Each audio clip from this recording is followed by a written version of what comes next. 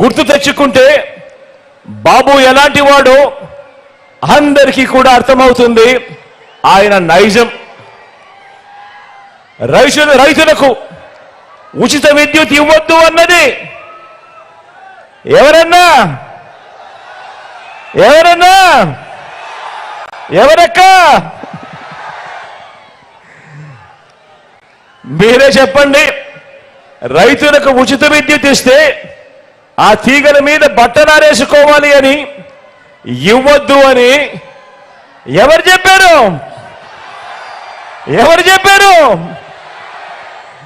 ఈ బాబే కిలో 2 రూపాయలకే కిలో 2 రూపాయలకు బియ్యం ఇవ్వద్దు అని ఎన్టీఆర్ను దింపేసి 5 రూపాయల 25కు పెంచేసింది ఎవరు?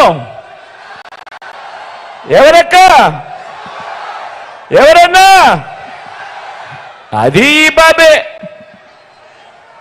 ప్రభుత్వ ఉద్యోగాలు ఇవ్వద్దు అన్నది ఎవరంటే ఆ దౌర్భాగ్యం కూడా ఈ బాబే.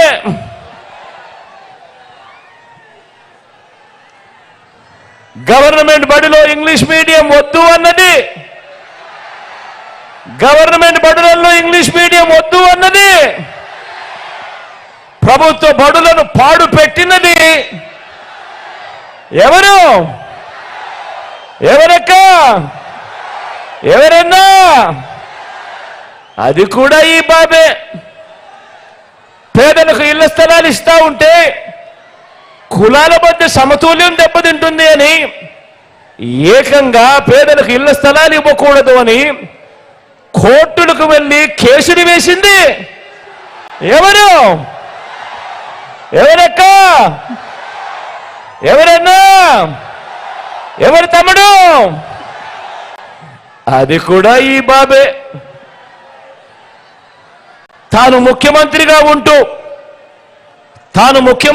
ఉంటూ తానే అవహేళన చేస్తే ఎస్సీలు బీసీలు తానే తొలనాడితే వారిని గ్రామాల్లో వారి పరిస్థితి ఏమిటి అని కనీసం ఇంకిత జ్ఞానం కూడా లేకుండా ఆ ఎస్సీలను ఆ బీసీలను అవహేళన చేసిన వ్యక్తి ఎవరు?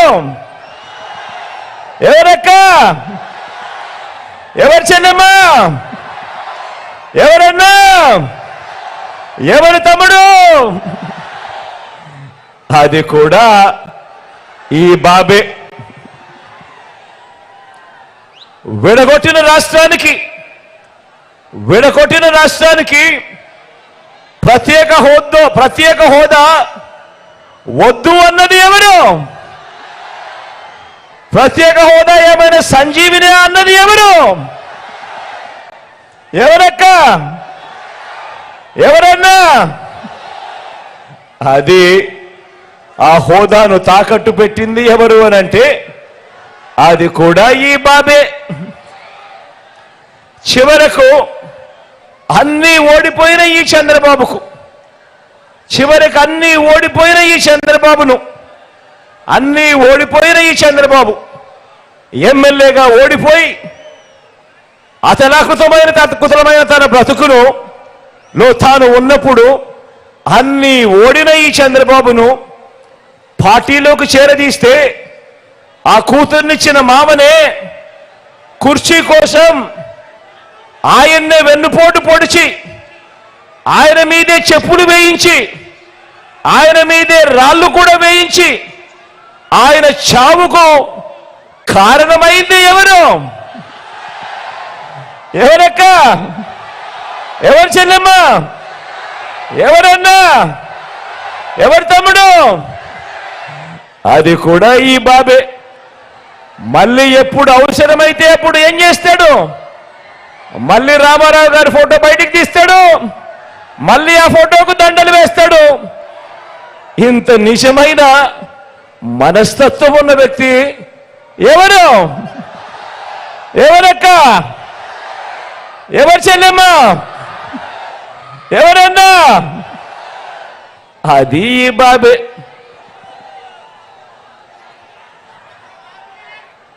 పేదలకు ఏ మంచి చేయొద్దు అన్నది మాత్రమే చంద్రబాబుకు తెలుసు.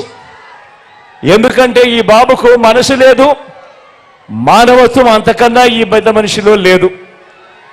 తెలిసిందల్లా ఈ పెద్ద మనిషి చంద్రబాబు నాయుడు గారికి తెలిసిందల్లా దొంగ వాగ్దానాలతో మోసం చేయటం, వెన్నుపోట్లు పొడవడం, కుట్రలు చేయడం, దోచుకోవడం, దోచుకున్నది పంచుకోవటం. ఇది చంద్రబాబుకు తెలిసిన నీతి. మన కృష్ణా గోదావరి జిల్లాలో మన భాషలో చెప్పాలంటే ఇలాంటి వారిని ఎవరైనా నమ్మటం అంటే చెరువులో చేపలకు కొందల్ని కాపలా పెట్టడమే. ఇలాంటి వారిని ఎవరైనా నమ్మడము అనంటే దొంగ చేతికి తాళాలు ఇవ్వటమే. చంద్రబాబు నమ్మడము అనంటే పులి నోట్లో తలకాయ పెట్టడమే. ప్రతి ఒక్కరూ గమనించమని అడుగుతా ఉన్నా. మరి మీ జగన్ను చూడండి, మరి మీ జగన్ను చూడండి, మీ బిడ్డను చూడండి.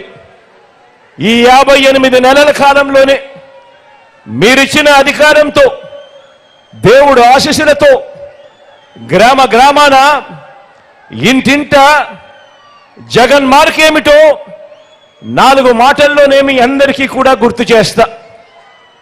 ఇది మన 58 నెలల ప్రోగ్రెస్ రిపోర్ట్. ఇది మనం తీసుకువచ్చిన విప్లవాల రిపోర్ట్. ఇది ఎక్కడ చూసినా, ఏ గ్రామంలో చూసినా మీ కళ్ళ ఎదుటే కనిపించే మన అభివృద్ధి రిపోర్ట్. ఆలోచన చేయమని అడుగుతా ఉన్నా. నేను చెప్పే ప్రతి మాట కూడా ఆలోచన చేయమని అడుగుతా ఉన్నా.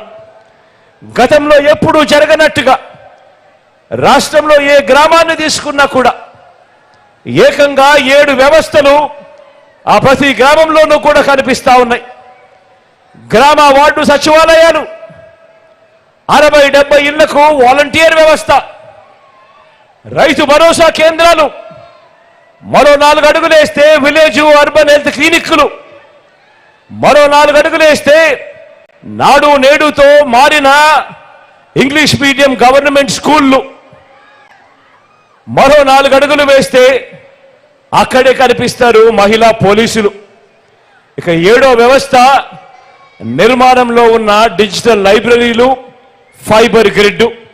ఇది ప్రతి గ్రామంలోనూ మీ జగన్ మార్కు ఎక్కడ చూసినా కూడా 4 రోడ్ల వద్దలో నిలబడితే ప్రతి గ్రామంలోనూ కూడా కనిపిస్తుంది మీ జగన్ మార్కు, మీ బిడ్డ మార్పు. ఈ 58 నెలల్లో మన వైఎస్ఆర్సీపీ మార్కు ప్రతి గ్రామంలోనూ కనిపిస్తుంది. మరి చంద్రబాబు మార్కేమిటి? మరి చంద్రబాబు మార్కేమిటి? జన్మభూమి కమిటీనా,